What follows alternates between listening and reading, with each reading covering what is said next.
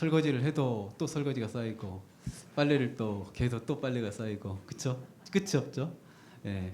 아이들 이렇게 일곱을 키우면서 사니까 항상 종 같고 하인 같고 늘 쓸모없는 사람 같고 늘 부족하고 뭐 어디 제대로 아버지 노릇 하지 못하는 그런 사람 같은데 여기 오니까 박수도 쳐주시고 기이 여겨주시고 감사합니다. 네. 자존감이 조금 살아나는 것 같습니다. 네. 이렇게 참 이제 목사지만 아이들을 이렇게 키우면서 또 아버지 노릇하고 또 남편 노릇을 이렇게 하면서 살아간다는 게 진짜 신앙인이 되는 것 같습니다.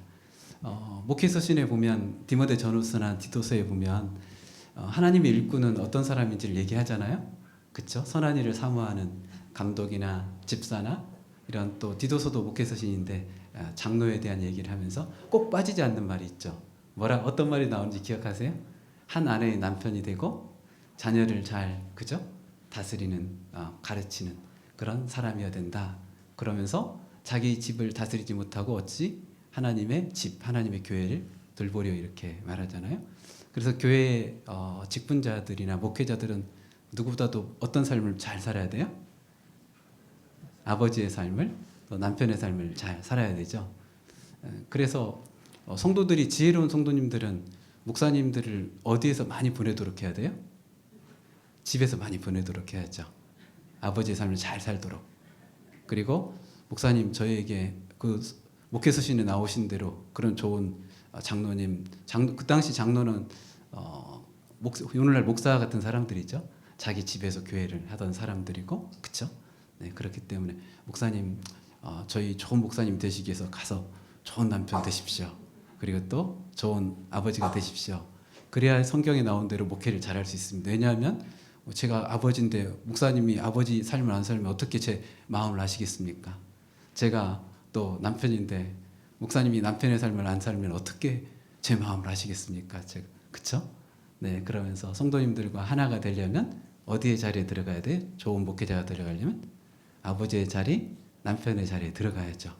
그런데 오늘날 목사님들이 자꾸 집에 있질 않잖아요. 사모님하고 노는 꼴을 못 보죠, 성도님들이. 또 집에 또 있는 걸 못 보고. 그러니까 어떻게 돼요? 목사님들이 교만해지죠. 왜냐하면 교회에만 있으면 늘 대접만 받고 사랑만 받고 그쵸? 어려운 일이 없잖아요. 교회에 이렇게 대부분 다 편안하게 있고. 근데 집에 가면 어때요? 얼마나 구박을 받는지 모릅니다. 네, 그쵸? 네, 밖에서 뭐 대통령이라도 집에 가면 구박받거든요. 그렇잖아요. 밖에서 사장이고 뭐 국회의원이고 해도 집에 가면 다 구박을 받아요. 집으로 보내야지 겸손해집니다. 네, 집으로. 그래서 남자들이 이제 나중에 은퇴하고 집에 들어오면 참 겸손해지죠. 네, 쓸모없는 인간 같고, 그렇죠? 네, 이거 밥이나 축내는 인간 같고, 어디 하나 뭐 할 줄 아는 게 없고, 늘 부인 치맛자락 붙잡고 다녀야 돼. 어떻게 시간을 보낼 수 있을까 싶고 그렇죠. 참 우리가 하나님의 사람이 되는 데는 이렇게 어디 다른 데 가서 신앙 훈련을 하는 게 아니라 하나님께서 이미 우리에게 신앙 훈련을, 교회는 신앙 훈련을 시키는 곳은 아니거든요. 성경에서 교회에서 신앙 훈련 하라고 하진 않죠. 그렇죠? 하나님께서 우리가 태어나고 죽을 때까지 이미 신앙 훈련을 다 준비시켜 놓으셨죠. 태어나서 죽을 때까지 그리고 우리의 삶이 그 아이로서 아들로서 사는 삶, 딸로서 사는 삶, 그리고 이 일상의 삶에서 신앙 훈련을 다 하게 돼 있죠. 삶에서 신앙 훈련을 하나님이 받게 하셨는데 오늘날은 교회에서 신앙 훈련을 너무 많이 하다 보니까 삶에서 신앙 훈련을 하는 게 잘 안 되죠. 모세가 훈련을 받았나요? 신앙 훈련을? 아니면 미디안 광야에서 40년 동안 애 낳으면서 그 처가살이 하면서 그쵸? 타향살이 하면서 하나를 낳을 때마다 게르솜이라고 하고 그죠? 또 하나를 낳을 때는 또 이렇게 부르면서 하나하나 아이를 낳으면서 하나님의 사람이 되어갔죠. 그렇지 않습니까? 네. 그래서 이렇게 보면 우리가 너무 교회 중심의 신앙 훈련이 우리의 삶이 좀 이상해져요. 원래 이단과 사이비들은 교회에 오래 있도록 하거든요. 그쵸? 그리고 집에 못 가게 만들어요. 그렇잖아요? 그쵸? 신천지도 그렇고 다 그렇습니다. 근데 오늘날 교회가 좀 약간 이단 사이비를 닮아간 것 같아요. 원래 건전한 종교나 건전한 모임들은 다들 집에 돌아가도록 해요. 집으로 들어가도록. 남편의 자리로, 아내의 자리로. 그래서 좋은 목사님들이나 좋은 교회는 어느 교회예요? 성도들을 교회로 많이 불러내는 교회가 아니라 집으로 가서, 그쵸? 아내의 삶을 잘 살도록 배려해주고, 또 그리고 어머니의 삶을 잘 살도록 배려해주고, 딸의 삶을 사는 사람들을 존중하고 귀히 여겨주고, 어머님이 연로하시면 그 어머님을 돌보시면서 교회를 몇 주 동안 나오지 않아도 훌륭하고 귀한 분으로 여겨주고, 그쵸? 왜냐면 어머님이 시골에 계시면 시골에 가서, 그쵸? 섬겨야 되고, 그렇지 않습니까? 아버님 섬기고, 그리고 또 자식들이 힘들면 어떻게 해요? 함께 동행해주고 함께 해주고 하는 그런 어머니의 삶을 살고, 그리고 또한 아내의 삶을 살면서 우리 남편이 믿지 않으면 어떻게 예배 드리고 나서 바로 집에 가서 점심도 차려주고, 그쵸? 함께하는 그런 분들이 하나님의 사람들이죠.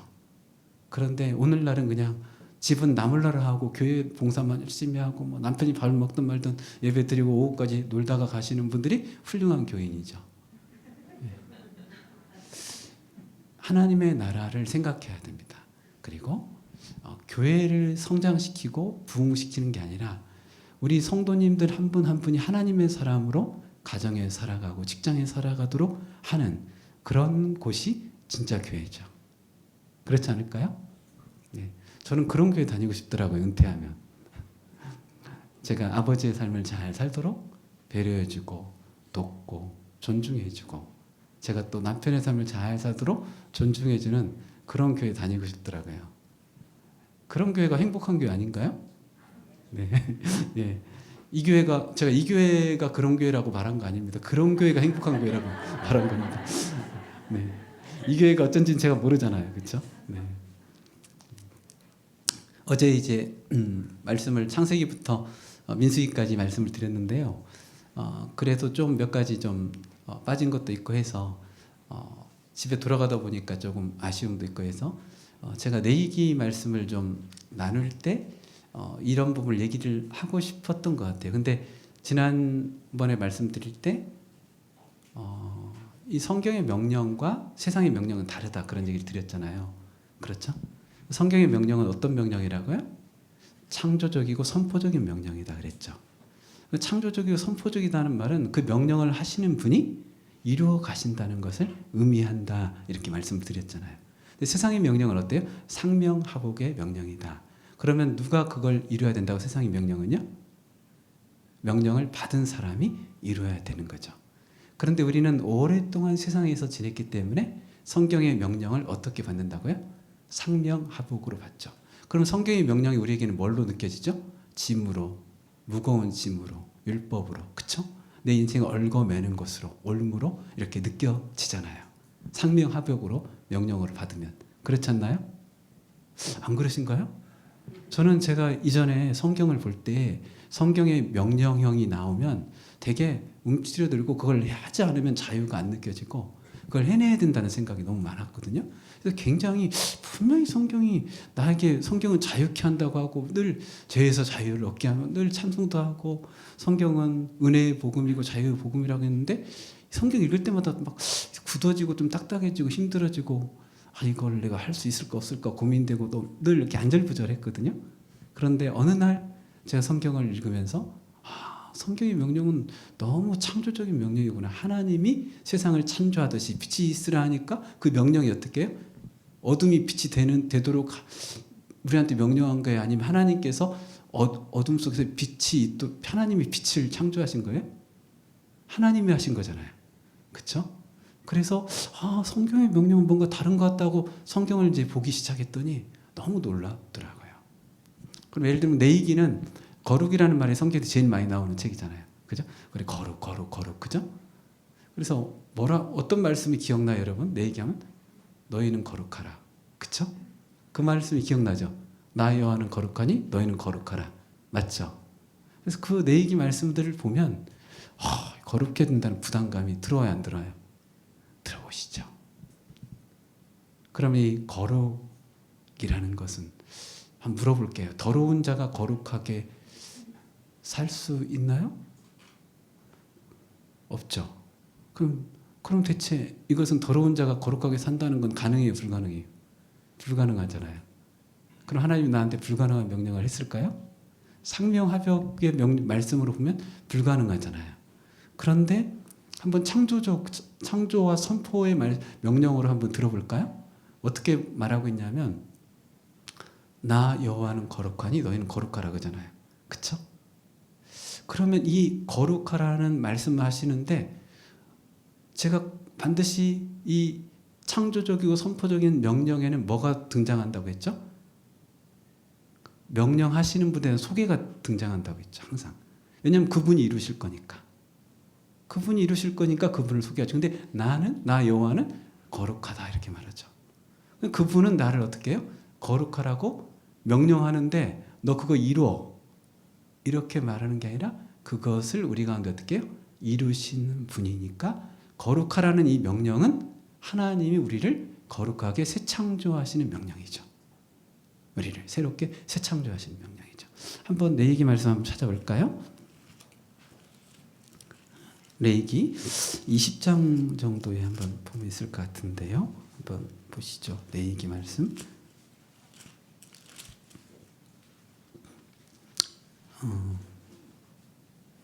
22장 정도 보겠습니다. 21장 15절에 보면 나는 그를 거룩하게 하는 여호와니라 21장 15절에 그렇게 나오죠. 보셨습니까? 22장에 또 보실까요? 22장에 보면 9절에 보면 끝에 보면 나는 그들을 거룩하게 하는 여호와니라 이렇게 말하죠. 그죠? 또 넘겨볼까요? 그 다음에 16절에 보면 나는 그 음식을 거룩하게 하는 여호와니라. 나는 그렇다 치고 우리는 그렇다 치고 우리는 뭐 좀 의지도 있고 뭐 생각도 있고 뭐 움직일 수 있으니까 그래 내가 그 말씀에 순종해서 어떻게 하면 내가 거룩해지는 거다 상명하복으로 받을 수도 있잖아요. 좀 착각하고 그렇죠? 근데 음식은 자기가 어떻게 지금 우리가 그 김치가 갑자기 어떻게 뭐 노력해서 거룩해질 수 있어요 없어요? 김치가 떡이 진설병이 떡이잖아요. 그죠? 거룩해질 수 있어요 없어요? 자기가 노력해서 안 되죠. 근데 하나님이 이 음식을 어떻게 한다고요? 나는 이 음식을 거룩하게 하는 여호와니라 이렇게 말하잖아요. 그렇죠? 성경의 이 말씀을 잘 생각을 해보세요. 근데 놀랍게도 성경의 레위기에 우리는 거룩하라 이 명령만 기억하잖아요. 그런데 성경에는 나는 너희를 거룩하게 하는 여호와라는 말이 너무 많이 나오잖아요. 그렇죠? 계속해서 한번 보실까요? 계속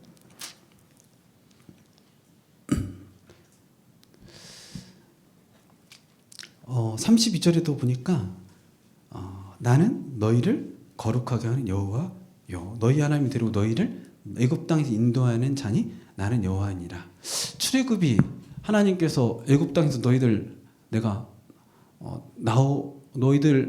내가 나오라고 했으니까 네 힘으로 나와 이런 애굽 땅에서 인도하는 여호와라는 얘기를 하잖아요. 그러면 우리를 그 거룩하지 않은 더럽고 추한 삶에서 우리를 어떻게 인도하여 내서 우리를 거룩하게 하는 여호와라는 말을 포함하고 있죠. 나는 너희를 거룩하게 한 여호와니라. 그 말을 하고 또 출애굽 얘기를 또 하잖아요. 이끌어낸 여호와다고.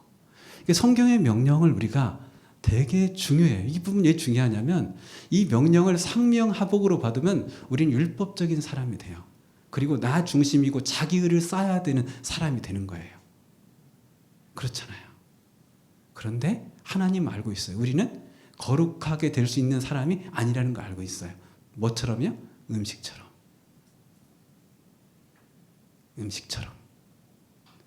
그 떡이 거룩해질 수 없잖아요. 그쵸? 갑자기 얘가 분자 변화를 일으켜가지고 원소 화학 그 변화를 일으켜서 생물학적인 변화를 일으켜서 할 수 없잖아요. 그런데 거룩이라고 하는 것은 굉장히 중요한 건데요. 거룩이라고 하는 것은 뭘까요? 가장 중요한 말 중에 하나는 거룩이라는 것에서 한 사람의 존재가 바뀌는 그런 부분과 연결되어 있잖아요. 그렇죠? 근데 우리는 지금은 존재를 바뀐다 하면 내가 굉장히 교회에서 많이 강조하는 게 변화된다는 거예요. 맞죠? 그렇죠? 삶의 변화가 있어도 우리가 변화해야 된다 이렇게 생각하잖아요. 내가 스스로. 근데 원래 고대로부터 중요한 것들의 변화는 내가 변하는 게 아니에요. 그게 아니고 뭐냐면 주인이 바뀌는 게 가장 큰 변화예요. 주인이 바뀌면 바뀌는 거예요. 주인이. 제가 물어볼게요. 이 컵이 거룩해요? 거룩하잖아요. 거룩하지 않죠? 근데 이게 하나님의 것이 됐어요. 거룩해요? 거룩하잖아요. 성물이죠? 그쵸? 얘는 그대로 있어요. 얘가 변했어요? 안 변했어요? 안 변했는데 뭐가 변했어요? 주인이 바뀌었어요. 우리는 내 변화에 초점을 맞춰서 거룩을 생각할 때가 많아요. 내 변화에, 내 노력에, 내 의에. 그런데 그게 아니라 뭐가 변할 때 거룩이에요? 주인이 바뀔 때. 그러면 거룩을 누가 이루어요? 1번 나 아니면 하나님. 하나님이 내 주인이 되시면, 그분이 내 주인이 되시겠다고 하시면, 그분이 나를 소유하시면 어떻게 돼요? 내가 거룩해지는 거죠. 그러니까 거룩이 내가 상명하복으로 이룰 수 있는 거예요? 아니면 하나님이 이루시는 거예요? 하나님이 이루시는 거죠. 오늘날 교회 안에는 너무나 많이 무거운 짐을 지고 있어요. 왜냐하면 이 컵이 그대로 있어도 되는데 내가 이 컵이 거룩해지려고 노력하듯이 우리가 거룩해지려고 노력을 하거든요. 그것이 거룩이라고 생각하고요. 근데 이 컵이 그대로 있는데 거룩해져요. 왜요? 주인이 하나님이시면. 그쵸? 레위기에는 우리에게 거룩하라는 명령이 있어요. 근데 반드시 이 명령은 창조적이에요. 왜냐하면 선포적이에요. 왜냐하면 나는 너희를 거룩하게 하는 여호와라고 말씀을 반드시 하시고 내가 거룩하니 너희는 거룩하라고 이렇게 분명히 우리에게 말씀을 하세요. 제가 물어볼게요. 예수님이 그 부정하고 더러운 문둥병자에게 그냥 산에 내려왔어요. 예수님. 그런데 문둥병자가 주여 원하시면 저를 깨끗하게 하실 수 있나이다 이렇게 말했어요. 그러니까 주님이 뭐라고 했죠? 내가 원하노니 깨끗함을 받으라고 했어요. 제가 질문할게요. 이 문둥병자가 거룩해진 것은 이 사람이 거룩해지려고 노력해서 됐다. 1번. 깨끗해졌다. 1번. 2번. 예수님이 그 사람을 깨끗하게 하셨다. 몇 번입니까? 2번. 이게 어렵나요? 그런데 우리는 왜 성경을 읽을 때 거룩함과 깨끗함을 내가 이루어야 된다고 생각할까요? 성경이 말했잖아요. 거룩하라고. 저한테 이렇게 말하더라고요. 성경에 나왔잖아요. 깨끗하라고. 이렇게 말하더라고요. 사람들이. 그런데 그 명령은 내가 이 세상에서 스트레스 받으며 학교에서 숙제하라고 하는 선생님의 그런 숙제와 같은 명령이거나 회사에서 사장님이 나한테 준 너 이거 이루고 와 하는 그런 명령인가요? 하나님의 명령은? 하나님은 그런 분인가요? 여러분이 알고 계신 하나님은 그런 분인가요? 아니죠. 우리의 짐을 지시고 우리를 위해서 자신을 내어주시고 그렇죠. 그런 분이잖아요. 하물며 나같이 못되고 못난 아버지도 자식을 위해서 그 아이를 위해서 내가 어때요? 그 아이를 위해서 너 자라 이렇게 하나요? 너 커 이러지 않잖아요.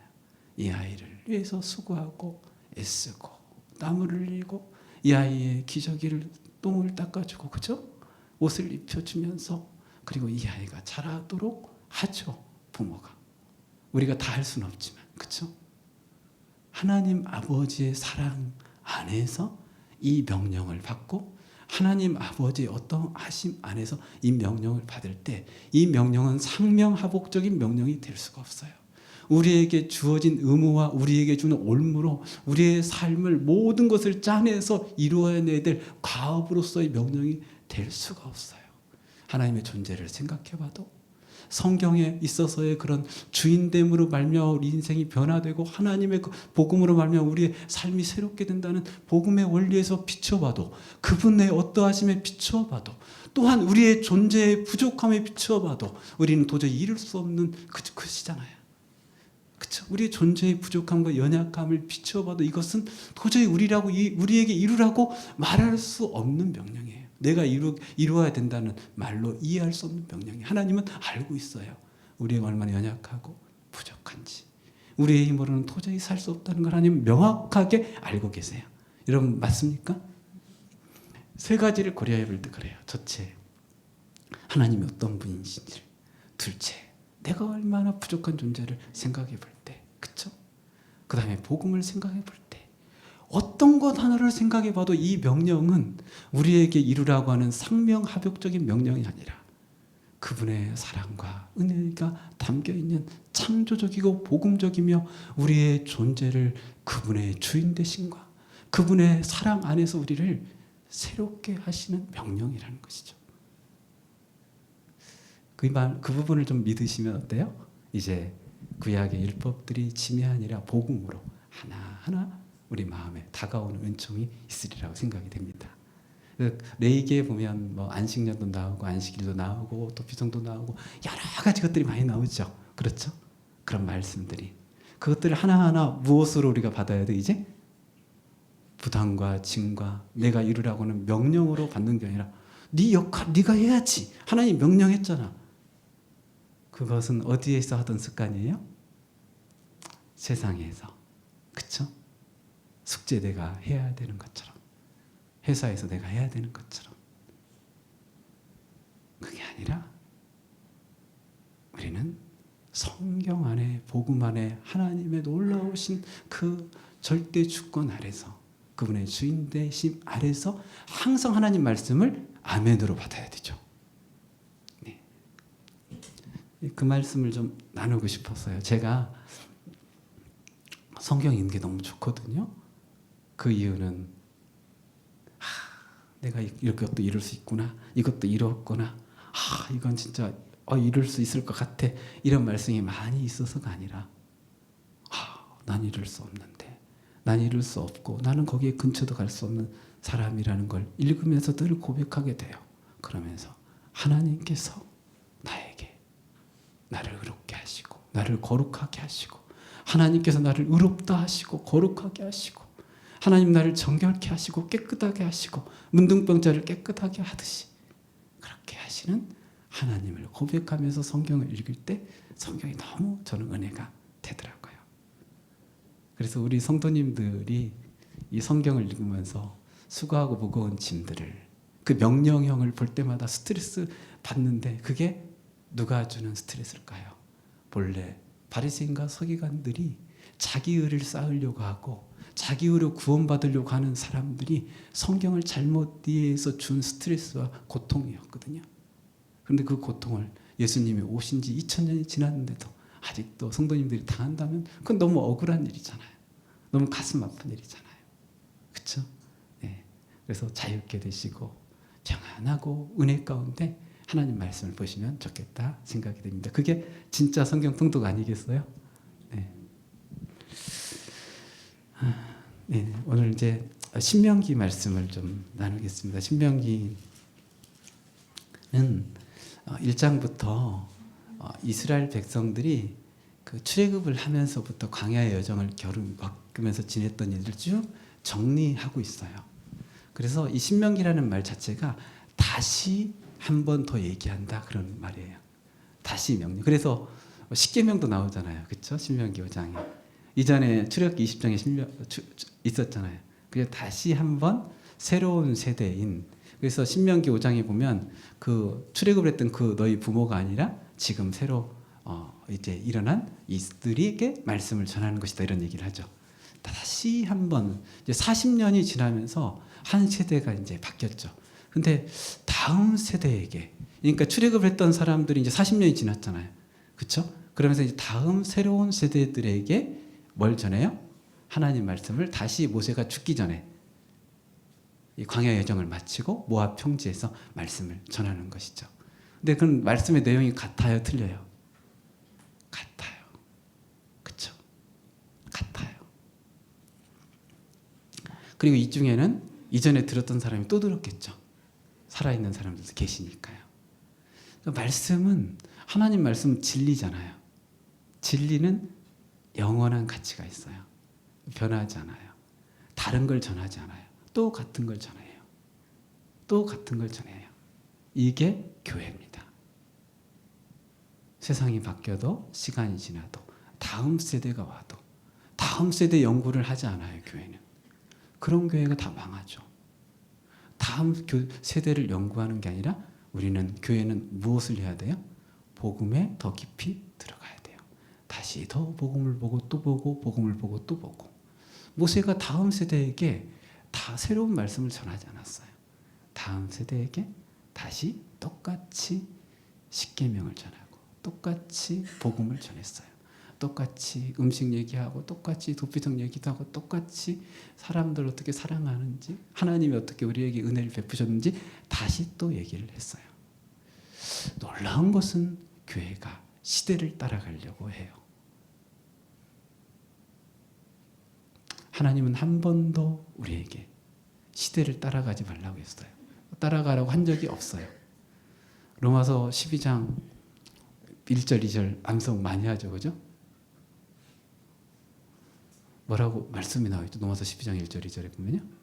이 세대를 본받으십시오. 이 세대를 파악하십시오. 이런 말이 나오나요? 이 세대를 본받지 말고 오직 마음을 새롭게 함으로 변화를 받아 하나님의 선하시고 기뻐하시고 온전하신 뜻이 무엇인지 분별하도록 하라. 이렇게 말하잖아요. 그렇죠? 우리는 이 신명기 말씀을 좀 생각해 봐야 돼요. 다시 전하는 말씀도 똑같아요. 예수님이 뭐라고 하신지 아세요? 새 계명을 너에게 주노니 서로 사랑하라. 그죠? 그런데 사도 요한일서를 보면 이건 옛 계명이다 이렇게 말하죠. 이건 옛 계명이다. 처음부터 말해온 것이다 이렇게 말하죠. 예수님이 말하시는 이 새 계명은 원래부터 있던 말씀이에요. 그렇죠? 서로 사랑하라. 레위기 19장 18절인가요? 거기에 그죠? 원수를, 형제를 사랑하고 원수를 사랑하는 말씀이 나오잖아요. 그렇죠? 이미 그렇지 않습니까? 이 되풀이에서 계속해서 하는 이 말씀들을 이제 생각해 보면 성경은 내용이 많지가 않아요. 성경은 내용이 굉장히 적다는 거예요. 성경에는 복음 말고 다른 내용은 없어요.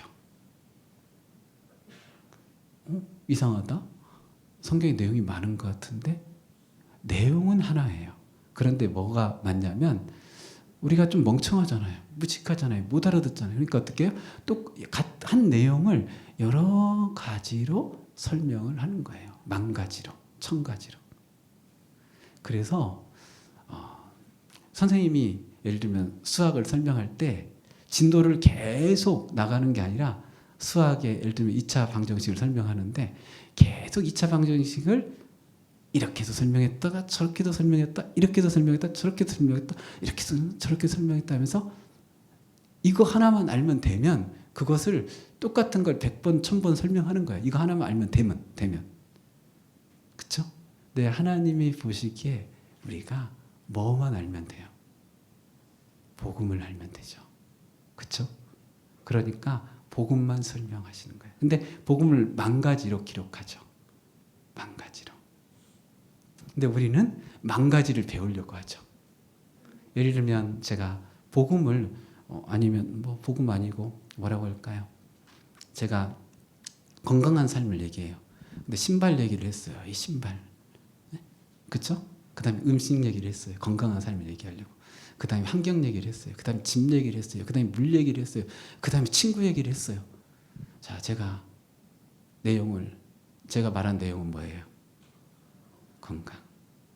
근데 왜 그렇게 많이 얘기했어요? 건강이 중요하고 건강에 대해서 이해를 못하는 사람들에게 이해하도록. 그런데 신발 얘기를 했는데 그 사람이 딱 듣고 나서 신발을 이 책상이라 이거 신발에서 한번 연구를 해봐야겠다. 신발에서 한번 이제부터 깊이 연구를 해봐야겠다. 그 다음에 물 얘기를 했잖아요. 그러니까 이 물에 대해서 한번 깊이 연구해 봐야겠네. 물. 그러면서 물을 막 연구를 해요. 이렇게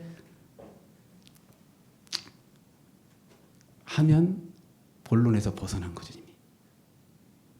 그쵸? 하나님을 말씀하시고 예수님이 우리 죄인들을 위해 죽으셔서 우리를 구원하시는 이 복음을 얘기하는데 우리가 잘 못 알아들으니까 이렇게 저렇게 얘기를 해서 그 중에 하나만 딱 걸려서 깨달으면 어떻게 된 거예요? 하나라도 깨달으면 딱 깨달은 거예요. 하나만 깨달으면 딱 깨달은 거예요. 아직 99개 깨닫지 못했는데요. 신발 몰라도 된다냐고 깨달았으면 됐어요. 성경 읽는데 내가 복음을 깨달았어요. 어느 순간.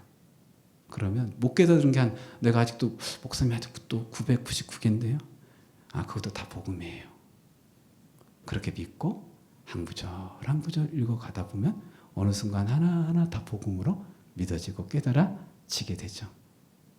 모르는 성경 구절이 많으시죠? 괜찮아요. 괜찮아요. 이해 안 되는 성경 구절이 많으시죠? 괜찮아요. 그것도 다 복음을 얘기한 거예요. 근데 나에게는 와닿지 않게 얘기된 거예요. 제사 여러분 익숙하지 않죠? 근데요, 제사로 이렇게 전하니 내 얘기의 복음이요. 옛날 우리나라에 처음 복음 전했을 때 사람들에게 너무나 관심 있고 너무 재미있는 그런 내용이었대요. 그리고 막 제사 드렸던 사람들 있잖아요. 그런 사람들이 이 말씀이 막 너무 생동감이 있게, 우리는 생동감 느꼈어요? 안 느껴져요? 안 느껴지죠? 그쵸? 예, 근데 너무 그 사람들에게는 너무 그랬대요. 제가 물어볼게요. 창세기 복음이 아니에요? 복음? 출애굽기 복음이 아니에요? 복음? 레위기 복음이 아니에요? 복음이죠. 민수기 복음이 아니에요? 복음이죠. 신명기 복음이죠. 여호수아 복음이죠. 그쵸? 사무엘 상하 복음이죠. 하나님이 때로는 역사를 통해서, 때로는 인물을 통해서, 때로는 어떤 사건을 통해서, 때로는 우리 어떤 인간의 어떤 마음에 관한 부분을 얘기하면서 복음을 전하시는 거예요. 그래서 진짜 하나님 우리에게 성경 전체를 샅샅이 어느 모르는 것 없이 다 알아야 된다라고 말씀하지 않아요. 복음을 알라고 이렇게 말씀하신 거예요. 성경 전체를 다 거기에 나온 단어 하나까지 문장 하나까지 샅샅이 다 알아야 된다고 우리에게 짐으로 너 꼭 그거 다 이거 다 알아야 돼? 샅샅이 단어 하나까지 물어볼 거야? 이렇게 하려고 우리에게 말씀을 주신 게 아니라 이 말씀을 주시면서 이게 다 복음인데 어느 하나라도 좀 네가 걸리면 된다. 어느 하나라도 깨달으면 다 깨달은 거다. 이게 다 그 내용이거든. 이렇게 우리에게 은혜로 주신 말씀이지 우리에게 숙제로 다 하나하나 깨달으라고 준 말씀은 아니에요. 깨달을 수 없어요. 혹시 박원태 목사님 다 깨달았을까요? 아니죠. 그렇죠? 장로님들 다 깨달았을까요? 아니죠. 저 다 깨달았을까요? 아니죠. 그런데 우리는 믿죠. 성경 전체가 복음이며 그리고 각 권의 모든 그런 내용들도 복음이며 내가 아직 깨닫지 못했지만 하나님은 나를 사랑하시고 하나님께서는 자기 아들을 내어주시고 우리를 위해서 죽으시고 대속하시는 사랑 우리를 구원하셨다는 복음이라는 걸 철석같이 믿죠. 여러분 제 신앙이 잘못됐습니까? 예수님이 그런 말도 하시더라고요. 보고 믿는 자도 뭐 복 있지만 보지 않고 믿는 자도 복 있다고, 더 복되다고 그런 말 나오더라고요. 알고 왜 복음인 줄 알고 믿는 사람도 복되지만, 그 내용을 알아서 그럼 모르지만 복음이라고 내가 안 보이지만 믿고 하는 것도 복되지 않을까요? 네.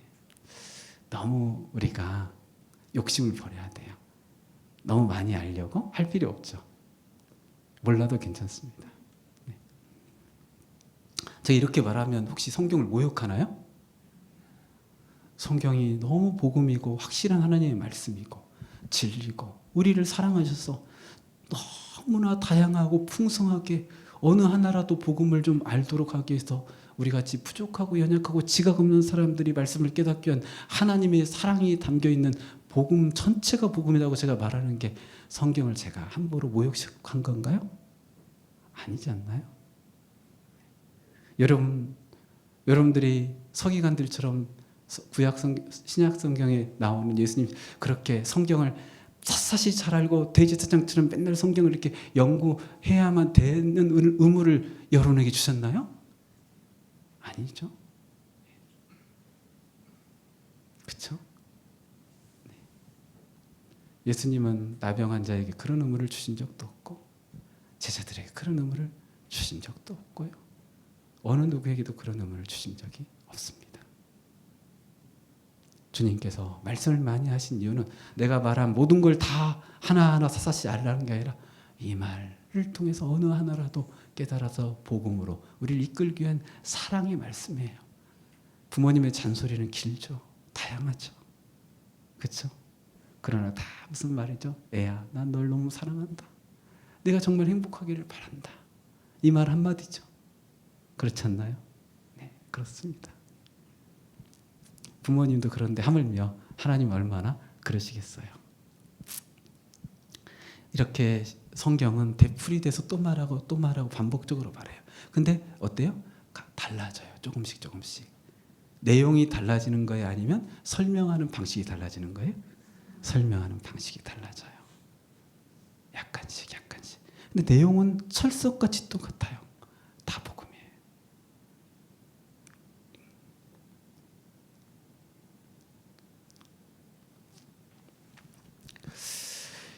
그 신명기에 보면 특별히 좀 선지자에 대한 얘기도 좀 많이 나오고 그렇거든요. 거짓 선지자 얘기도 나오고 신명기 우리가 이제 좀 신약 성경에서 많이 인용하면서 예수님과 관계돼서 설명한 데는 신명기 한번 18장인가요? 한번 찾아볼까요? 신명기 18장인가요?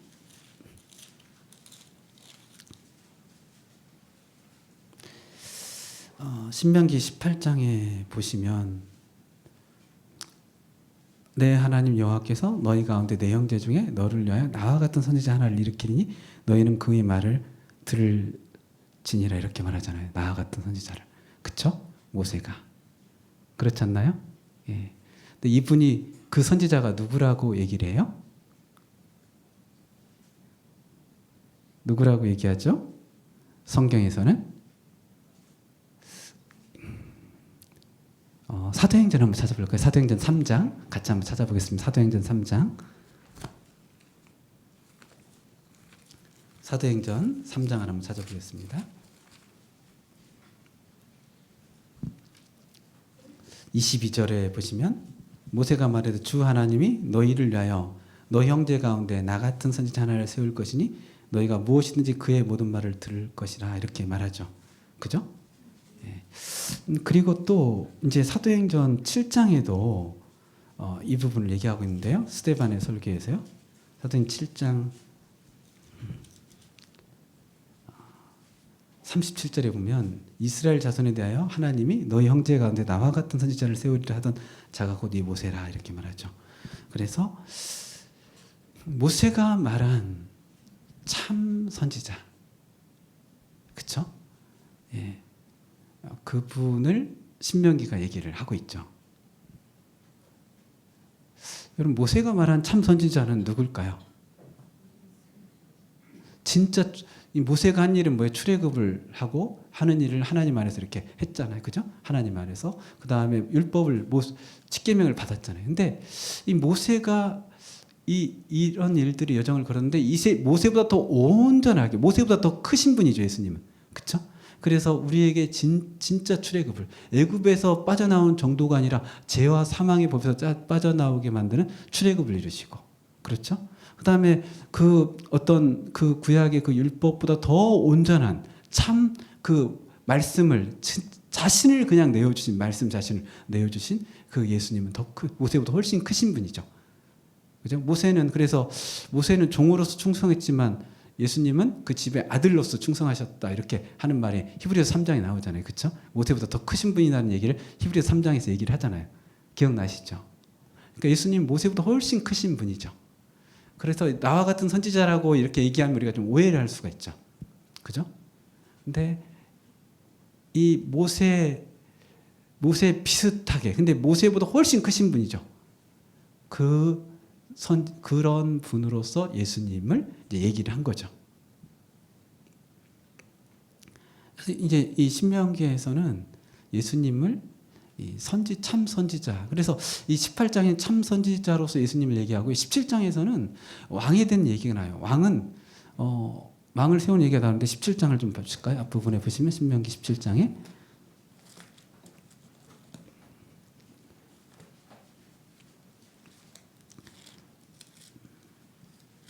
17장에 보시면 14절부터 이스라엘 왕에 대한 이야기가 쭉 나옵니다. 그렇죠? 그래서 여호와께 택하신 자를 왕으로 세울 것이고 15절에 그 다음에 병마를 많이 두지 않고, 그죠? 병마를 많이 두지 않고 17절에 아내를 많이 두지 않고 또 은금을 많이 쌓지 말고 하나님의 말씀을 늘 옆에 두고 경외하는 그런 교만하지 않는 그런 왕을 세우라고 이렇게 말하죠. 이 왕은 누굴까요? 그러면요.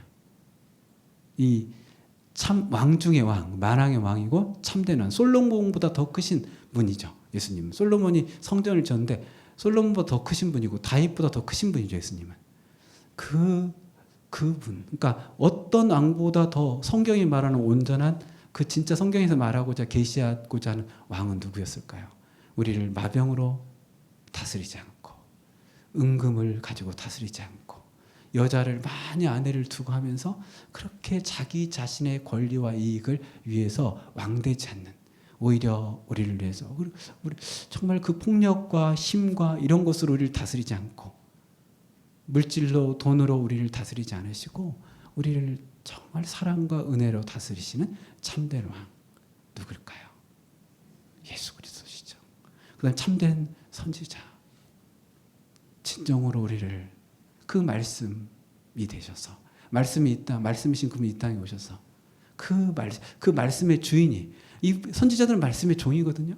근데 그분은 종이 아니라 아들로서 말씀의 주인으로서 오셔서 그 말씀을 우리 가운데 이루시고 그 말씀을 성취하시고 완성하시고 그 말씀으로 말미암아 우리를 그 애굽에서가 아니라 죄와 사망에서 더 큰 사단의 권세에서 우리를 바로보다 더 큰 권세인 사단의 권세에서 우리를 건져내시고 마귀의 일을 멸하시면서 우리를 구원하신 그분이 누구예요?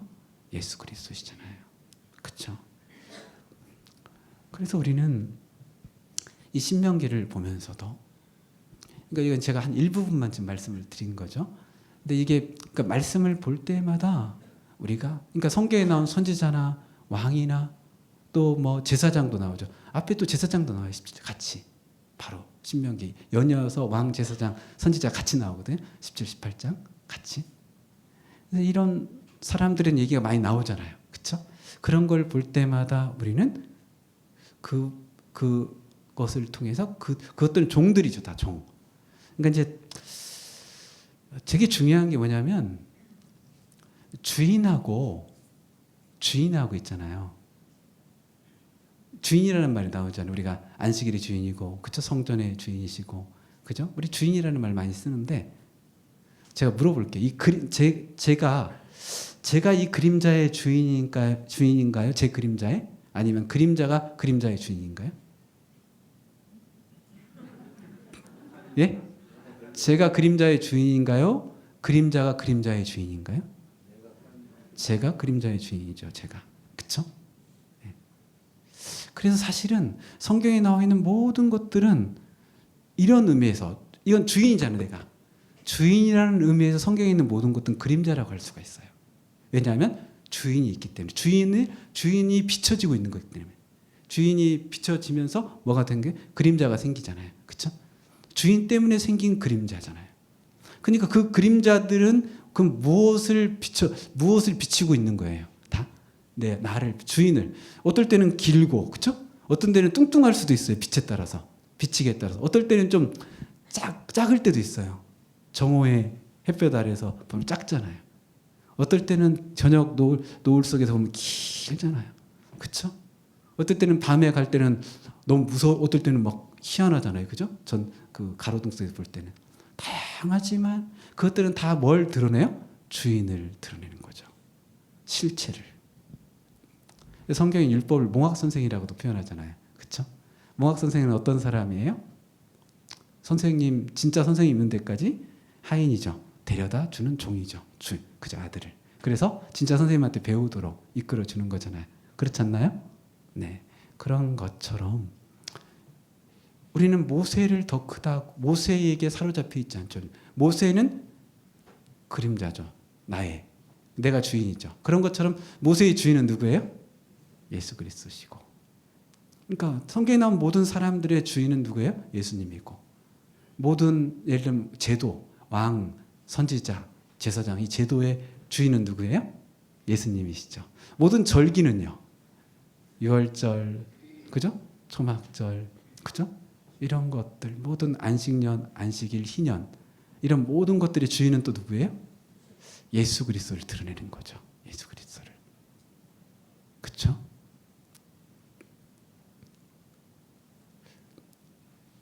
근데 이것들을 지키라고 하는 건 뭐예요? 또 지키라고 하잖아요. 이제 어떻게 들으실 수 있겠어요? 지키라는 말을. 내가 안식년을 이뤄야 돼요? 나 빚져서 종대에 있는데 내가 이룰 수 있어요, 없어요? 내가 이뤄요, 못 이뤄요? 어떻게 이뤄요? 하나님께서 안식일의 주인이신 그분 안에서 그 안식년이 이루어질 때 안식을 내 공로와 상관없이 누리잖아요, 모든 사람이. 그게 안식년 제도잖아요. 희년의 제도잖아요. 집으로 돌아가고 종들이. 그렇죠?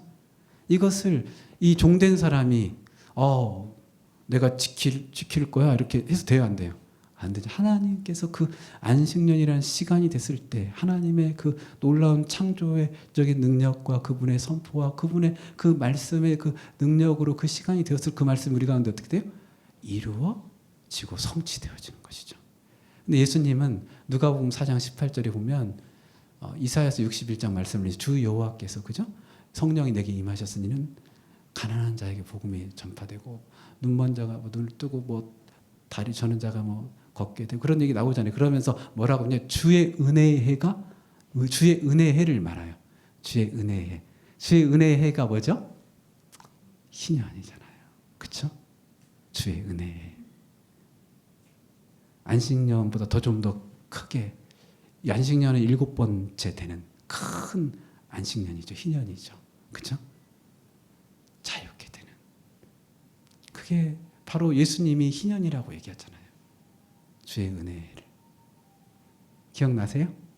제가 얘기하는 내기에 나오는 말씀들, 신명기에 나오는 말씀들, 절기들, 이런 것들을 우리가 볼 때 그렇구나. 이것들은 다 다양한 빛 가운데 누구를 드러내요? 다양한 각도에서. 아까 말했더니 성경 전체는 다양한 내용들이 많이 있는 것 같지만 내용은 하나고, 다양한 각도에서 비춰주는, 다양한 각도에서 사진을 찍잖아요. 우리 결혼식 할 때 신랑 신부를 요새는 한 1000컷 찍잖아요.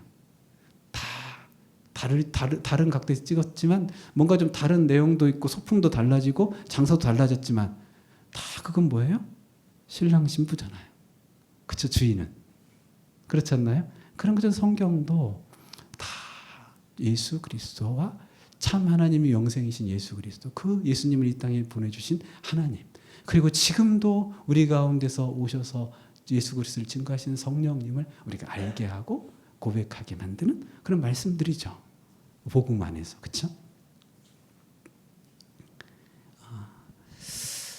신명기에 또 21장 22절 같은 것도 유명하죠. 신명기 21장 22절인가요? 어떤 말씀이죠? 사람이 만일 죽을 죄를 범함으로 내가 그를 죽여 나무 위에 달거든 그 시체를 나무 위에 밤새도 두지 말고 그날에 장사하여 내 하나님 여호와께 기업을 준 땅을 더럽히지 말라. 나무에 달린 자는 하나님께 저주를 받았습니다. 이게 누구 얘기죠? 예수님이 십자가에 달려서, 그죠? 그 나무에 달려 돌아가셨잖아요. 그 저주를 받았잖아요, 예수님이. 그죠? 그렇지 않습니까? 그렇죠. 근데 이 말씀을 사도 바울이, 이 말씀이 주인이 누구라고 얘기하죠? 예수님이라고 말하잖아요. 그죠? 갈라디아서에서 얘기하죠. 그죠? 한번 우리 찾아볼까요?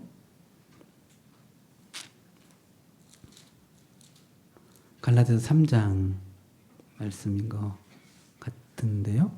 13절에 보면 그리스도께서 우리를 위하여 저주를 받은 바 되사 율법의 저주에서 우리를 속량하셨으니 기록된 바 나무에 달린 자마다 저주 아래 있는 자라 하였음이라. 이는 그리스도 예수 안에서 아브라함의 복이 이방인에 미치게 하고 또 우리로 하여금 믿음으로 말미암아 성령의 약속을 받게 하려 함이라. 예수님께서 우리를 속량하셨다. 율법의 저주에서 우리를 어떻게 해요? 그가 나무에 달려 저주를 받으심으로 우리를 율법의 저주 속량하셨다고 말하죠. 그렇죠? 건져내셨다고 말하죠. 우리를 양민이 되도록 종이었는데, 그렇죠? 네, 그렇게 하셨죠. 속전이 되셨다고 하는 건 뭐예요? 우리가 종이었는데, 죄인이었는데 돈을 내셔서 우리를 건져내셨다는 말이고, 속량했다는 말은 종이었는데 양민이 되도록 하셨다는 말이죠. 평민이 이제는, 그렇죠? 그런 말들이죠. 네. 그래서 지금 그러니까 우리가 예수님이나 사도들은 이 구약 성경의 주인이 누구인지를 분명히 고백했어요. 예수님임을 고백했어요. 하나님임을 고백했어요. 이 구약 성경에 있는 모든 말씀의 주인이 누구예요? 예수 그리스도시죠. 그렇게 고백하면서 읽어가는 삶을 1년, 10년 이렇게 사세요. 빨리 많이 안 깨달아도 돼요. 그게 바로요, 제대로 가고 있는 거예요. 근데 자꾸 큐티하면서 막 내 삶에 빨리 적용을 해서 뭔가 다이나믹하고 재밌게 막 하고 막 나눌 거리 있고 막 얘기 재밌게 하고 그런 게 좋은 것 같지만 그렇게 썩 좋지도 않아요.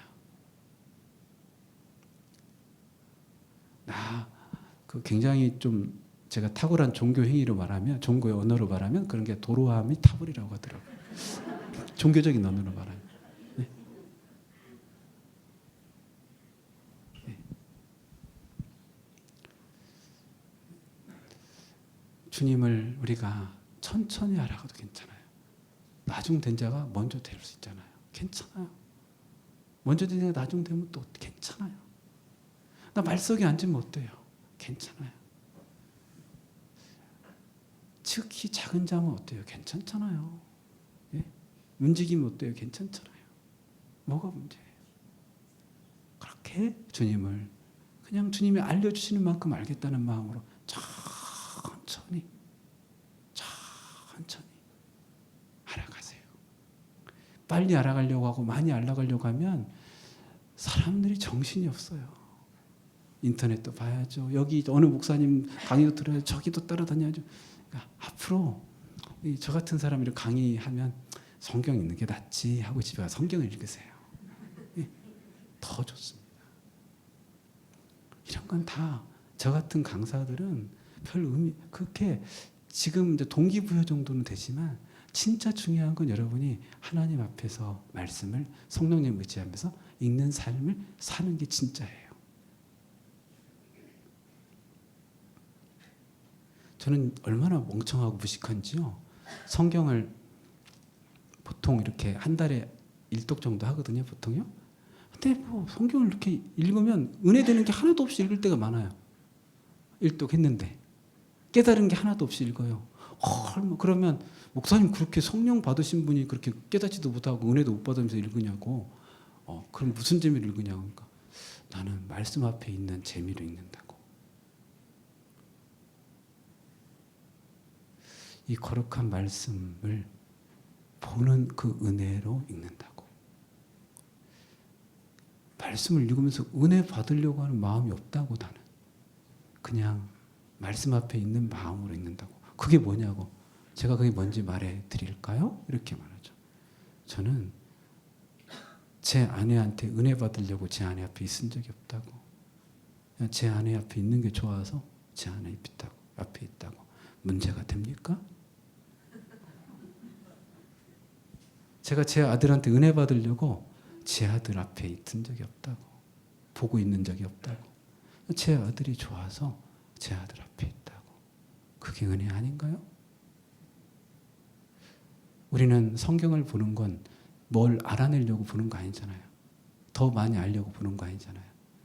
그냥 하나님 앞에, 말씀 앞에 있는 그것으로 족한 거 아닌가요? 오늘날은 너무나 많은 사람들이 성경을 보면서도 기도를 하면서도 은혜를 받아야 되겠다고 난리를 치더라고요. 기도하는 게 은혜 아닌가요? 말씀 보는 게 은혜 아닌가요? 제가 좀 이상하죠? 저는 좀 그렇습니다. 그래서 저는 깨달은 적이 없는데 계속 그냥 성경을 읽고 있어요. 별로. 읽을 때 또 깨달아야 되나요? 꼭? 왜 읽을 때 꼭 깨달아야 돼요? 읽고 나서 10년 후에 깨달으면 안 돼요? 나무도 심으면 5년 후에 7년 후에 열매를 맺을 수 있잖아요. 왜 읽을 때 꼭 깨달아야 돼요? 읽었는데 뭐 느끼는 게 없어, 재미가 없어, 졸리기만 해. 그런 사람들이 있더라고요. 나도 졸리죠. 그렇죠? 누구나 똑같죠. 근데 왜 있는 순간 은혜를 받고 깨달아야 돼요? 좋은 나무일수록 오랜 후에 열매를 맺어주더라고요. 안 그런가요? 저는 말씀 읽을 때 하나도 모르겠어요. 그냥 읽어요. 근데 나중에 잠자다가 그 말씀이 잠자다가 생각이 나요. 아, 이런 말씀이었구나. 그래서 잠자다가 깨가지고 무릎을 꿇고 주님, 저 같은 무식한 사람 이 이성으로는 안 되니까 꿈에서 말씀을 가르쳐 주셔서 감사합니다. 그래요. 제가. 그러면 되잖아요. 왜 지금 꼭 안 깨달으면 의미가 없어요? 욕심이 많죠. 성급하죠. 죄인이라는 걸 고백할 수밖에 없죠. 성경 읽는 자세부터가 죄인의 마음이죠. 그렇지 않습니까? 기도하는 자세부터가 죄인의 마음이잖아요. 우리가요.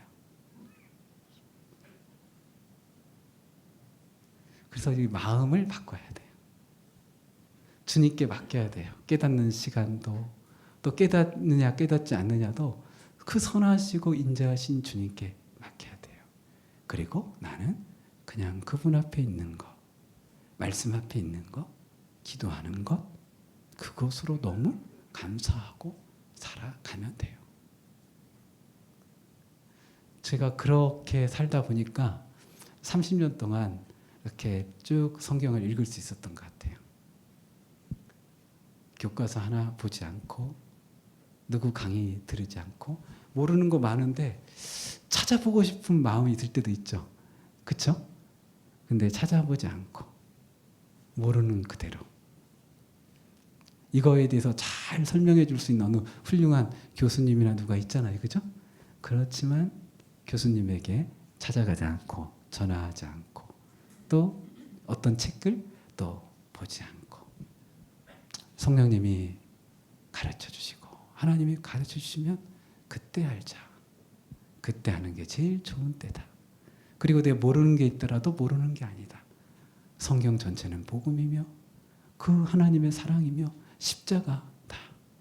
이것을 내가 이 설명은 모르더라도 내 영은 이미 우리는 받았다. 나는 받았다. 믿습니다. 그렇게 하고 이렇게 지내고 있어요. 제가 그렇게 무식해요. 여러분 저처럼 좀 무식해도 괜찮지 않을까요? 네. 그래서 지금 오늘 이제 성경 통독 강의라고 하는데 저는 사실 강의를 이렇게 해본 적도 없고요. 그리고 강의를 이런 걸 해도 이렇게 준비해 본 적이 한 번도 없어요. 이렇게 뭐 준비한 내용이 하나도 없습니다. 와서 이렇게 터덜터덜 두서없이 이런저런 얘기 하고 그냥 갔거든요.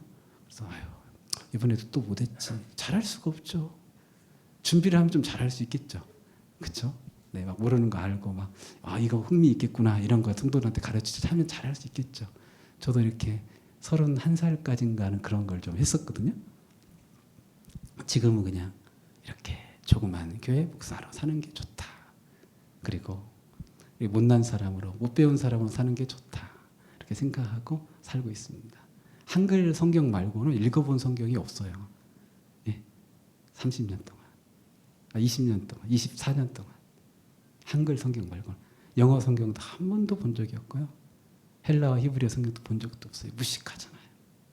그냥 주님이 주신 대한민국 사람인데 한글 성경으로 성경 읽고 또 읽고 살자 이렇게 생각하고 있습니다. 우리가 성경을 통독하는 사람이 돼야 되잖아요. 구약 성경 통독 세미나라고 하잖아요. 그러면 하나의 내용보다 더 중요한 것은 성경을 읽는 자세를 배워야 되는 것 같아요. 태도를. 그래서 여기 와서 구약 성경에 대해서 목사님 이런 거 알려주니까 참 유익했어 이런 게 아니라 내가 성경을 읽을 수 있는 자세가 된 사람이 되어가는 거야. 이런 자세로 내가 묵묵히 하나님 말씀을 봐야 되겠구나.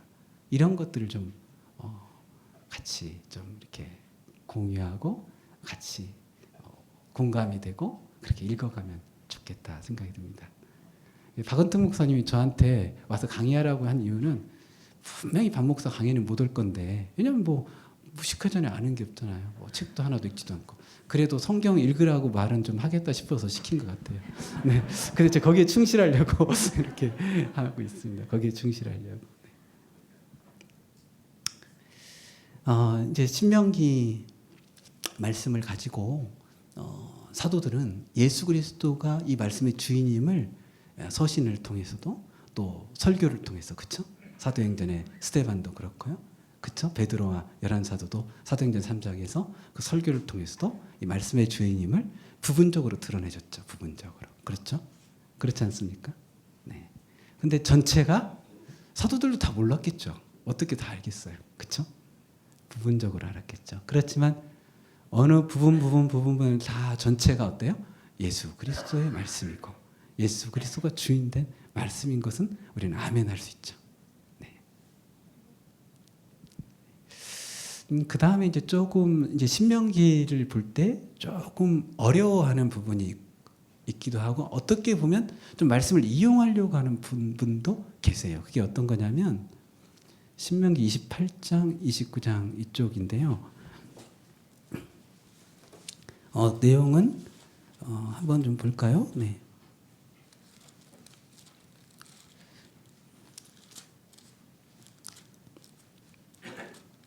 예, 28장부터 1절부터 10 몇 절까지나요?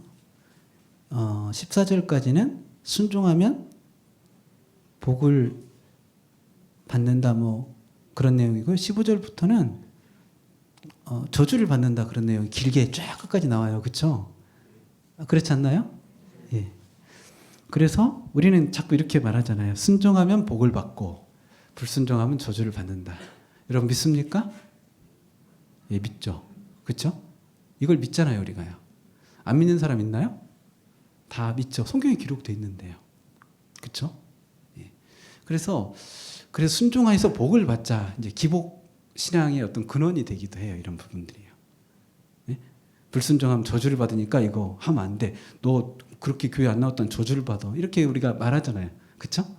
하나님께 그렇게 말하는 내용이 이제 어떻게 보면 근거가 되기도 하죠. 그렇지 않습니까? 이 부분도 좀 생각을 좀 해봐야 돼요. 말씀을 보면서. 왜냐하면 성경에 순종하면 복을 받는다는 말이 많이 나오니까요. 그래서 이 부분이 어떻게 예수 그리스도 안에도 복음 안에서 이 부분을 우리가 받아야 되는지를 좀 생각해 봐야만 좀 우리가 좀 더 복음적인 부분들이 예수 그리스도 안에 이 말씀들이 이해가 되고 그렇죠. 먼저 물어볼게요. 여러분들은 순종하며 복을 받을 수 있는 사람입니까? 아닙니까? 그게 돼요? 안 돼요? 불순종하면 저주받는 데 가까우세요? 순종하면 복을 받는 데 가까우세요? 예? 불순종하면 저주받는 데 가까운 그런 좀 사람이잖아요. 그 예수님이 설명해 준 말씀까지 보면 그죠? 예수님이 그 율법을 완전히 설명해 줄 때 어떻게 말했죠? 살인하지 말라는 말이 있는데 옛사람들 이렇게 난 너에게 말하노니 그죠? 형제를 미워하는 자마다 살인하는 자고 그죠? 미워했어요 안 했어요? 예, 그렇죠? 그다음에 이웃을 아내를 보고 지나가는 여자를 보고 약간 좀 음욕이 좀 생긴 적 있으세요 없으세요? 없으세요? 저는 있거든요. 예, 저는 네. 그게 무슨 뭐 막 그런 그게 아니라 그냥 젊은 시절부터 지금까지 그런 생각이 혹시 안 드신 남자는 남자가 아니죠. 저는 그렇게 생각해요. 물론 그런 남자가 있어요, 간혹. 특별하신 분들. 네? 그런 경우는 1억 명 중에 한 3명 정도 이렇게 있겠죠. 특별하신 분들이. 그런데 우리가 진실하게 이렇게 말씀을 보면 우리가 고백을 할 수밖에 없는 게 나는 순종함으로 복을 받을 만한 사람이 아니라 불순종으로 말미암아 저주를 받을 수밖에 없는 사람이라는 걸 사실은 우리는 다 알게 돼요. 사도 바울도 내가 죄인 중에 개수라고 하잖아요. 그렇죠? 예. 누구나 다 그렇죠. 욕 같은 사람이 좀 특이한 것 같죠. 내가 이웃의 아내를 보고 막 그렇게 했으면 하나님은 나를 그냥 내 아내를 막 다른 사람이 막 강간해도 되고 다 된다. 막 그죠? 그렇게 특이한 물론 1억 명 중에 한두 명 있을 수 있어요. 욥이 그렇게 말하기도 하잖아요. 욥기 30장이가 그렇게 말하거든요. 그런 사람이 있을 수 있어요. 그런데 우리는 대부분의 사람들, 특히 복음서에서 하나님의 예수님을 만나며 은혜를 받았던 사람들 중에 어느 누구도 순종함으로 복을 받을 만한 사람이 있었어요, 없었어요? 아무도 없었어요. 베드로부터 시작해가지고 쫙 세워 아무도 없어요. 그렇죠? 그러면 이 말씀은 어떻게 받아야 돼요?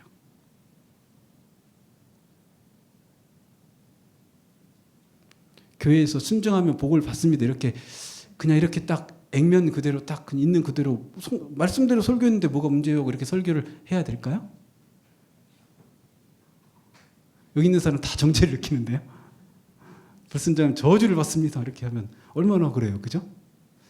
제가 뭐 청중을 만족시키라는 말이 아니라 성도들을 이렇게 즐겁게 해주고 행복하게 해주라는 말이 아니라 이 말씀을 다시 그럼 생각해 봐야 된다는 거예요. 이 말씀을.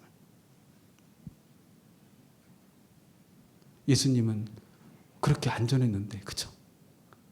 세리한테 그렇게 안 했잖아요. 너 불순종했으니까 저주를 받은 거야. 너 창기짓 하니까 이렇게 저주받고 사람한테 욕먹는 거야. 이렇게 했나요? 너 불순종해가지고 나병 걸린 거야. 그렇게 살아. 불순종했잖아. 이렇게 그런 태도를 보이셨어요, 예수님 한 번이라도? 아니잖아요.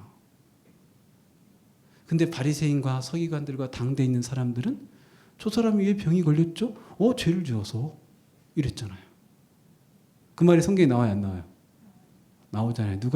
요한복음 9장인가에 나오잖아요. 그렇죠? 왜 이 사람이 병이 됐죠? 죄를 지은 거 부모 죄 때문인가요? 그 사람 죄 때문인가요? 이렇게 물어봤잖아요. 안 그런가요? 그렇죠? 이 신명기 28장 뒤에 뭐 백택병자가 되고 뭐가 정신이 병이 들리고 뭐 그런 말 다 나오거든요. 네? 그렇죠? 나오거든요. 근데 예수님은 한 번도 그렇게 말한 적이 없고 누가 그렇게 말했다고요? 성경을 잘 안다는 바리새인 서기관들, 종교 지도자들이 그렇게 말했어요. 그렇죠? 예수님은 그런 사람들이 그렇게 말한 적이 단 한 번도 없으시고 그 다른 바리새인이나 서기관들의 앞잡 그 사람들에게 끌려다니고 그 사람의 사상에 빠져 있는 사람들이 그렇게 얘기했던 거 아니에요. 그리고 제자들도 그런 마음이 있었고요. 그렇죠? 근데 그게 옳다고 했어요? 그러다고 했어요, 예수님이? 옳지 않다고 했죠. 그죠? 그렇잖아요. 그렇잖아요. 그럼 이제 말씀을 생각해 봐야죠. 순종하면 복을 받고 불순종하면 저주를 받는다는 이 말씀을 우리는 어떻게 봐야 된다는 거예요. 이제 우리가 전 불순종하자고 하는 사람 아니죠? 전 불순종하라고 한 적 없습니다. 정말 순종하기를 원합니다. 근데 원함은 있는데 마음은 원이로되 뭐예요? 역시 약해요. 그죠? 원하는 그것을 하지 않고 원치 않는 그것을 한다고 누가 말했어요? 사도 바울이 말했잖아요. 그죠? 로마서 7장 얘기하잖아요. 오라 나는 공고한 자로다. 이 사망의 몸에서 누가 나를 건져내랴. 이렇게 말했잖아요. 저는 원합니다. 순종하길. 또 여러분들이 순종하기를 원해요. 그럼 원하나 어때요? 마음은 원이로되 원하는 그것을 하지 않고 원치 않는 그것을 하는 그 삶에 있는 우리를 건져내신 분이 누구예요? 예수 그리스도라고 말하잖아요. 그죠? 그렇지 않습니까? 그 복음이 우리가 믿는 복음이죠. 네. 근데 이 말씀에 이제 28장이 그렇게 나와 있는데요.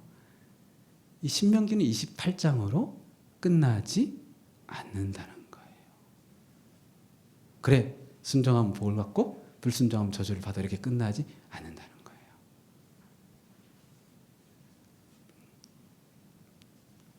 그럼 어떻게 신명기는 계속해서 성경이 나아가고 있어요?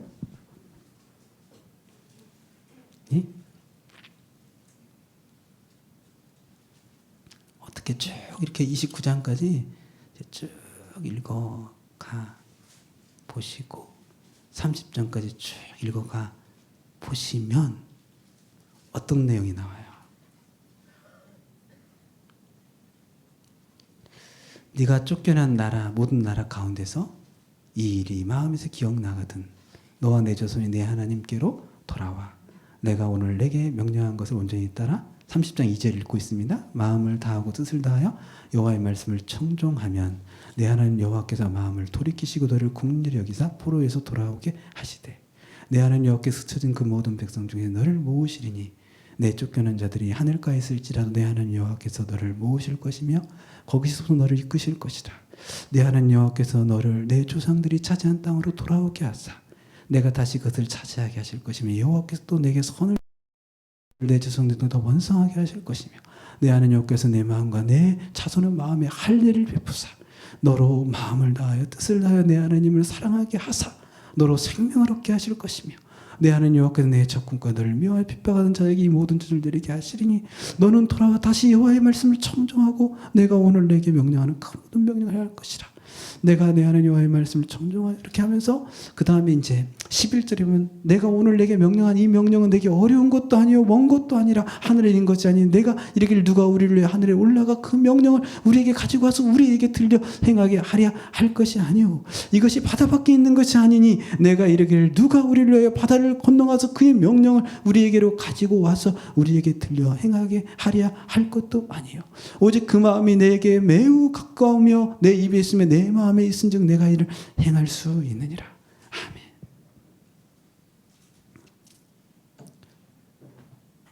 이 말씀을 순종한 사람들의 가장 끝자락 점점 해도 안 됐을 때 마지막에 하는 게 뭐죠? 포로로 끌려가는 말씀 제일 마지막에 나오죠. 28장에 불순종한 그죠?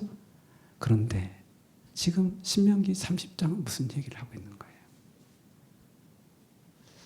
죄인의 가장 끝자락 그렇게 말씀을 얘기하고 병이 걸리게 하고 또 가뭄을 주고 해도 끝까지 불순종해서 결국은 이 나라에서 쫓겨나가지고 저 바벨론 포로로 외국 끌려간 그 사람들을 향한 복음이 어디에 기록되어 있어요?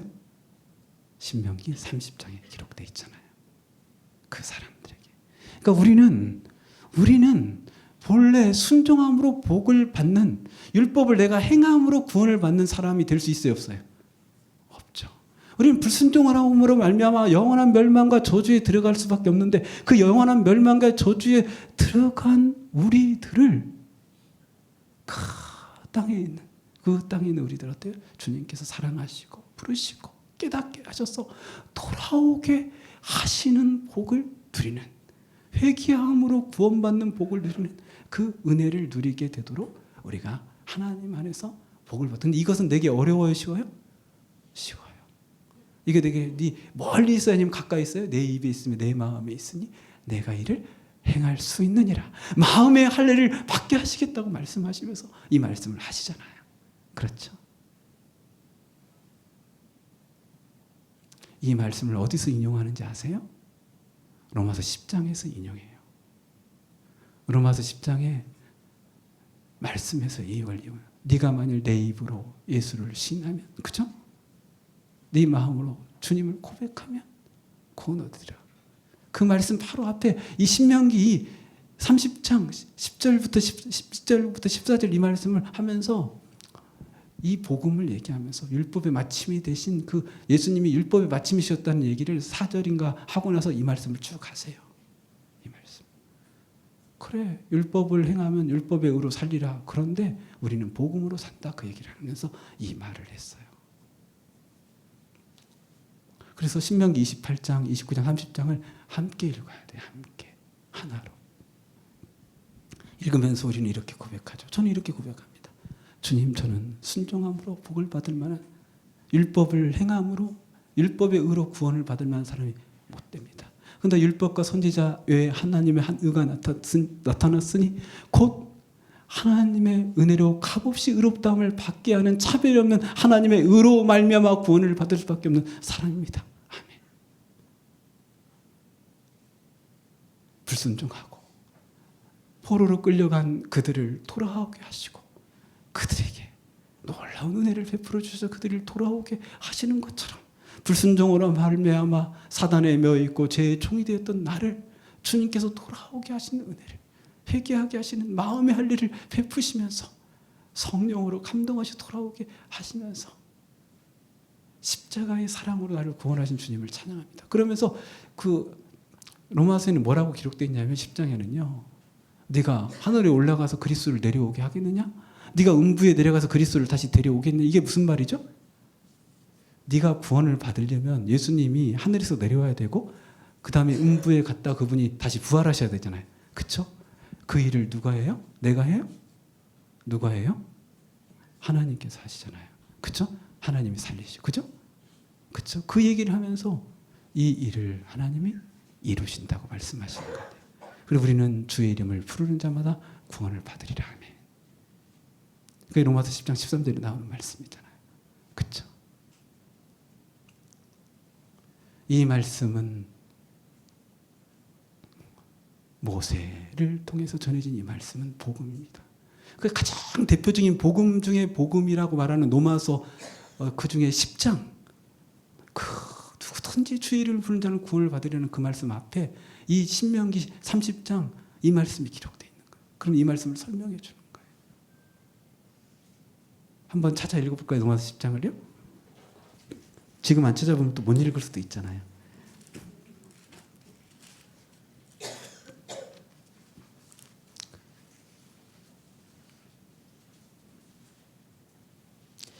사절에 보시면 그리스도는 모든 믿는 자에게 의를 이루게 율법의 마침이 되시니라. 그 앞에 보면 내가 증언하노니 그들이 하나님의 열심이 있으나 올바른 지식을 따른 것이 아니라 하나님의 의를 모르고 힘써 자기 의를 세우려고 올바른 지식이 없어서 하나님의 의를 복종하지 않았다 이렇게 말하죠. 그리스도를 믿는 모든 자에게 그리스도는 모든 믿는 자에게 의를 이루게 율법의 마침이 됐다. 모세가 기록하되 율법으로 말미암는 의를 행하는 사람은 그 의로 살리라 하였거니와 그 한 의가 나오죠. 율법을 행함으로 의로워지는 순종함으로. 그렇죠? 그런데 믿음으로 말미암는 의는 이같이 말하되 내 마음에 누가 하늘에 올라가겠냐 하지 말라 하니 올라가겠냐 하면 그리스도를 모셔 내려가긴 지가 올라가서 내려오겠다는 거죠. 그렇죠? 네? 그 다음에 혹은 무조건 내려가겠다 하지 말라. 내려가겠냐 하면 그리스도를 죽은 자 가운데서 모셔 올리는 것이 아니야. 그러면 무엇을 말하니? 이 말씀이 내게 가까워 내 입에 있으며 내 마음이 있다 했으니 곧 우리가 전파하는 믿음의 말씀이라 이렇게 말하잖아요. 그렇죠? 지금 내 입에 있으면 내 마음에 있다는 말씀이 어디 나왔어요? 신명기 30장에 나왔잖아요. 우리가 읽었지. 방금 전에 읽은 거 기억나시죠? 기억 안 나나요? 다시 볼까요? 바로 방금 읽었잖아요. 그죠? 신명기 30장에. 내가 만일 내 입으로 예수를 주로 시인하면 또 하나님께서 그 죽은 자가 살리신 걸 내 마음에 믿으면 구원을 받으리니 사람이 마음으로 믿어 의에 이르고 입으로 시인하여 구원에 이르냐. 성경에 이르되 누구든지 그 이름을 믿는 자는 부끄러움을 당하지 아니하리라 하였으니. 그죠? 그를 부르는 모든 사람에게 부유하시도다. 12절 얘기하면서 누구든지 주의 이름을 부르는 자는 구원을 받으리라 이렇게 말합니다. 그러니까 우리는 율법으로 율법을 행함으로 순종함으로 그 율법의 의가 있죠. 그죠? 율법으로 그렇게 우리는 구원에 들어가는 나는 그런 사람이세요? 여러분은 10장 5절에 나오는 모세가 기록해서 율법으로 말미암는 의를 행하는 사람은 그 의로 살리라 했죠. 그렇잖아요. 순종하면 복을 받는다고 했잖아요. 근데 여러분은 그렇게 산 사람이세요? 아니면 5절에 나온 대로 믿음으로 말미암는 의는 이같이 말하되 이렇게 말하잖아요. 그죠? 그래서 우리는 믿음으로 말미암는 의로 말미암아 예수님을 주로 고백하면서 우리가 구원받은 사람이죠. 그런 사람인가요? 어떤 사람인가요, 여러분들은? 저는 율법을 행함으로 율법의 의로 구원을 받은 사람이 아니에요. 저는 그런 사람이 못 돼요. 저는. 여기에 간혹 그런 분들이 계실 수 있어요. 나는 그런 가능성이 좀 높다고 생각하시는 분들이 있어요. 나는 좀 할 수 있을 것 같은데요, 목사님 지금까지. 이런 분들은 그렇게 사셔도 돼요. 근데 우리는 나는 그렇지 못하다. 나는 그럴 수 없다. 나는 포로로 끌려갈 수밖에 없는 사람이고 죄의 종이 될 수밖에 없는, 실제로 공고한 사람, 죄의 종이 되어서 죄가 나를 주장해서 마음이 원하는 선을 행하지 못하고 내가 원하는 걸 하지 못하고 원치 않는 그걸 하며 살아온 바울처럼 오라 나는 공고한 사람이다. 누가 이 사망의 몸에서 나를 건져내려고 했는데 보니까 나를 거기서 그 포로된 땅에서 나를 건져내시는, 그 끌려갔던 그 땅에서 나를 건져내주시는, 그래서 바벨론 포로 이야기가 그 말씀과 깊이 연결되어져서, 그래서 이 지금 로마서 10장에 보면 뭐죠? 좋은 소식을 전하는 자의 발이 어찌 아름다워. 그 말 나오잖아요. 그죠? 그렇지 않습니까? 로마서 10장에. 그죠? 나오나요? 안 나오나요? 나오죠. 15절에. 그 말씀이 어디 나오는 말이에요? 이사야 40장에 나오는 말씀 아닌가요? 이사야서 이사야서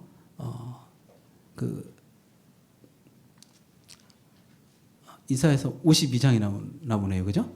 예. 그리고 이사야서 50장에도 나오고 여러 군데 좀 비슷한 말씀이 나오는데요. 이사야서의 40장부터 쭉 나오는 내용은 뭐죠? 이제 포로로 돌아오죠. 그죠? 그죠? 이루하라 내 백성을 이루하라 그랬잖아요. 복역의 때를 맞췄다 그러면서 시작하잖아요. 이사야 40장이. 그죠? 30장까지. 그래서 사람들 이사야서가 39장까지는 구약이고 뭐 40장부터 66장까지 신약이다. 3, 9, 27이 딱 맞다 이런 얘기를 하잖아요. 그죠? 66장까지 있다. 그렇죠? 예. 그 말씀을 다시 좋은 소식을 전한 자의 발이에요. 그러니까 우리에게 누구에게 좋은 소식이에요? 순종하면 복을 받는, 순종해서 복을 받는 율법의 의로 구원을 받는 사람에게 좋은 소식이에요? 아니면 율법의 의로는 도저히 구원받을 수 없어서 불순종함으로 말미암아 죄의 종이 되고 그 바벨론 포로로 끌려고 영원한 죄와 사망에 매여 있었던 사람들에게 좋은 소식이에요? 그렇죠? 그래서 저는 이렇게 읽어야 맞다고 생각합니다. 이 말씀을 보면서 내가 율법의 의로는, 순종함으로는 구원받을 수 없는 사람인데 그 불순종으로 말미암아 영원한 죄의 종이 되고 바벨론 포로로 끌려간 나를, 그들을 돌아오게 하고 그들을 구원하시고 그들에게 좋은 소식을 전하시고 그들의 마음에 할례를 베푸시면서 이 신명기 30장뿐만 아니라 그 에레미야서에 보면 새 언약의 그 할례를 베푸는 이야기가 나왔잖아요. 그렇죠? 마음에 그렇게 해서 우리를 구원하시는. 근데 그 일이 어떻게 이루어져요? 하나님께 내가 하늘로 올라가서 그리스도를 끌어내리거나 내가 음부에 내려가서 그리스도를 내가 건져내서 그렇게 내 의로 그 구원을 이룬 게 아니라 하나님께서 예수님을 하늘에 있는 그분을 이 땅에 보내시고 그분께서 죽으신 예수 그리스도 음부까지 내려간 그분을 건져내시면서 그 놀라우신 복음으로 말미암아 나를 구원하셨고, 그래서 내가 주의 이름을 부를 때 주님께서는 주의 이름을 부르는 모든 자에게 그의 이름이 부여하시고 그 주님의 이름을 부르는 나를 구원하시는 은혜를 입은 그런 사람이라고 우리가 고백하지 않습니까? 구약은 율법이고 신약은 복음이 아니라 이렇게 구약 성경 전체가 복음이기 때문에 지금 사도 바울이 구약 성경을 가지고 이 복음을, 누구든지 주의 이름을 부르는 자는 구원을 받으리라는 이 복음을 전하고 있는 거 아니겠어요? 구약 성경을 가지고 신명기의 이 말씀을 인용하면서. 그렇죠? 죄송합니다. 시간이 이렇게 많이 간지 모르고 신명기를 너무 오래 얘기했네요. 네. 어쨌든 다 할 수는 없어요. 그렇죠? 어차피. 그런데 이제 성경을 우리가 볼 때마다 철석같이 뭘 믿어야 돼요? 복음을 믿어야 돼요. 그렇죠? 기복신앙을 믿거나 아니면 내가 순종하면 복을 받는다. 내 행위나 내 의로 뭔가를 복을 받으려는 마음은 내려놓고 도저히 복 받을 수 없는 사람, 율법의 의로는 도저히 쫓겨나고 백택병자가 되고 문둥병자가 되고 정신병자가 될 수밖에 없는 영원한 죄의 종이고 비참하게 되고 끌려가고 죽을 수밖에 없는 존재인 나를, 율법의 의로는 도저히 불순종하는 나이기 때문에 받을 수 없는 나를 하나님께서 돌아오게 하시고 은혜를 베푸시고 땅 끝까지, 저 끝까지 있는 나를 그렇게 건져내시고 불러주셔서 나를 이 복음을, 주의 이름을 부르는 자마다 누구다 다 구원을 얻으리라고 하는 이 복음을 저에게 허락해 주시고 듣게 하시기 위해서 하나님께서 예수님을 하늘에서 이 땅에 보내시고, 또한 예수님이 죽으셔서 음부까지 내려가셨을 때 그 건져내시, 내가 그분을 끌어내리고 내가 그분을 데려온 게 아니라 하나님께서 그렇게 하셔서 그 놀라운 구원을, 그 놀라운 복음을 우리 가운데 이루어 주신 하나님으로 말미암아 우리가 구원받음을 고백하며 살아가야 된다는 것이죠. 그래서 성경 모든 내용들을 뭘로 받아야 된다고요? 복음으로. 신약 성경이 아니라 어디 성경 전체 내용을 복음으로 받아야 된다고요? 구약 성경 전체 내용을 복음으로 받아야 된다.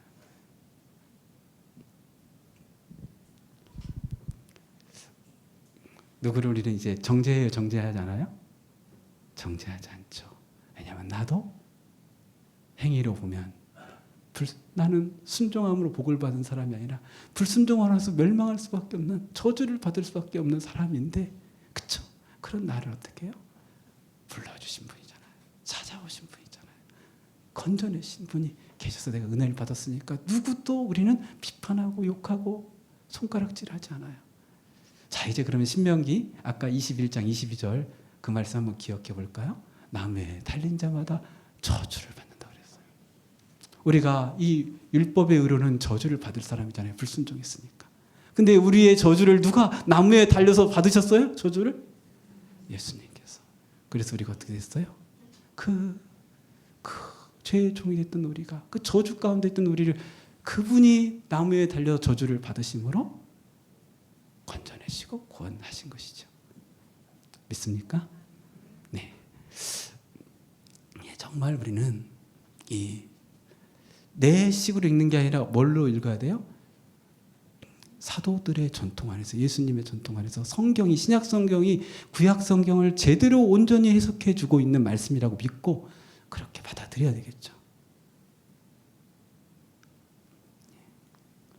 배가 조금 고프죠. 네네. 예. 신명기 이제 여기까지 이렇게 좀 할까 싶고요. 여호수아서 좀 30분 정도 남았으니까 좀 할까요? 여호수아서. 예? 화장실 가셔야 돼. 예. 그러면 아니 그러지 마시고 그냥 이렇게 12시 40분까지 쉬시고 12시 40분에 강의하면 어떨까요? 괜찮겠죠? 네네. 네. 수고하셨습니다. 네.